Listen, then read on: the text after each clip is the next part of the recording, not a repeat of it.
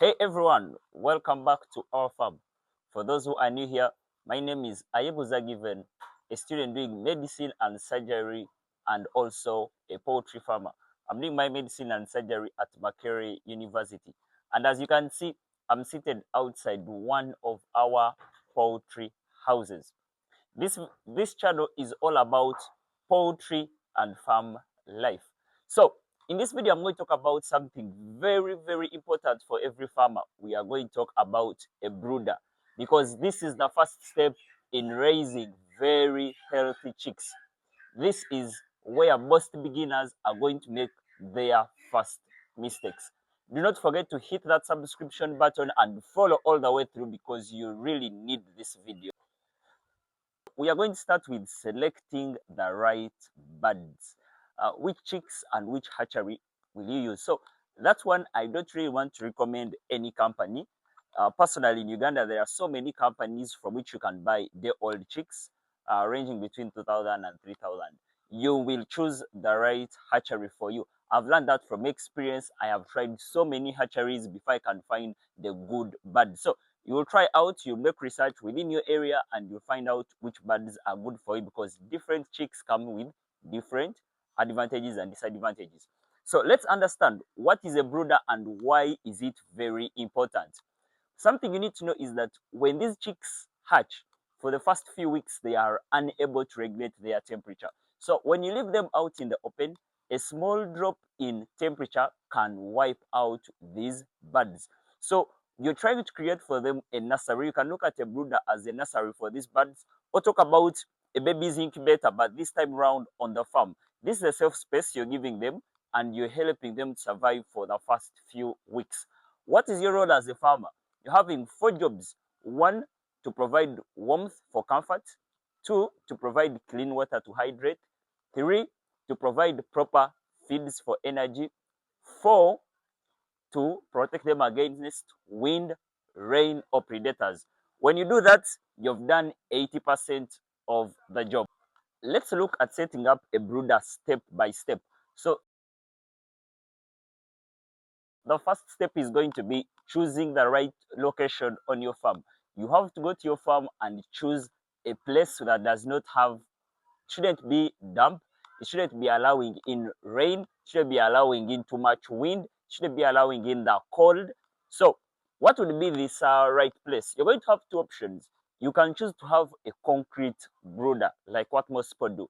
You can have a concrete brooder because at least this one you're sure it's safe from predators and all the other issues. But make sure that this concrete building is having good aeration. You have to find a balance between good aeration but not too much for these chicks. So you can have a concrete brooder, or if you want, you can have, if you're having a farm where you built out of timber, you can choose off a given portion and use a polythene. You can set a polythene in the sides to reduce the air that is coming in. You just try to balance the circulation. Choose something that does not allow in direct sunshine, direct rain. Choose between the concrete and the timber, depending on how far you've gone in poultry. Two, let's look at how do you set up the floor. So for most of the farms, the floor you just need to have wood shavings or coffee husks. Personally, on the farm, I'm using coffee husks because guess what?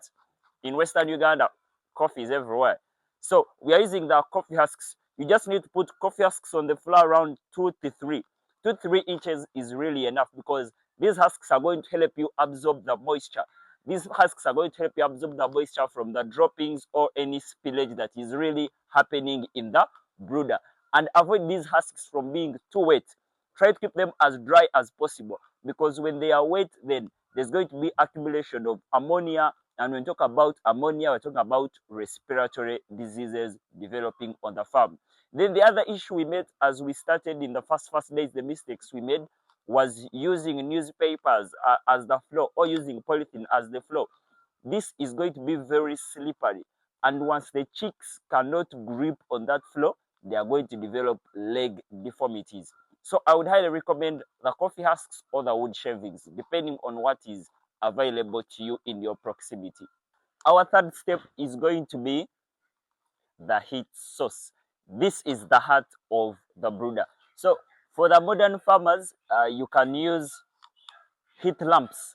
You have heat lamps hanging all over the brooder, and you're having your thermometers to measure the temperature. But guess what? This is Africa, so what am I using on the farm? Personally, I'm using charcoal stoves. You just need charcoal stoves at different points around your brooder. I've also seen people using pots. They get pots, you put in your charcoal, and it supplies heat to the entire brooder.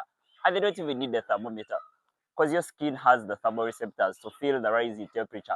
You need to maintain the temperature for the first week around 32 and 35 degrees Celsius. Then you can keep decreasing this by 2-3 degrees per week until when the chicks have fully feathered. That is going to be our third step. Step number 4, we shall need feeders and drinkers. Now, this is kind of tricky. Do not use the big feeders meant for the big poultry birds, and you're using them on these small chicks, the broilers. The small chicks in the brooder need small feeders and drinkers. This an issue I also met when I started. When you use the big feeders, what is going to happen? The chicks can drown in the big drinkers. They cannot be able to get food in those big feeders. So find small drinkers and small feeders and space them all around the house. Our next step is going to be spacing and comfort. So very many people are going to call you, hey, Dr. Given, I started, but the mortality on my farm is very, very high. And when you go and visit the farm, you realize this person wants to keep very many of these broiler chicks in a very small space. So let me give you the good rule of the thumb. That is going to be 1 square foot per 5 chicks. This spacing can increase as the birds are growing. Otherwise, if you overcrowd them, there is going to be pecking, the chicks are going to get trampled on, and the disease outbreak and spread is going to be very fast. And our last step in setting up our brooder is going to be observation. You really need to visit the brooder as many times as possible, late in the night, early in the morning, because come on, this is your investment. This is where your money is.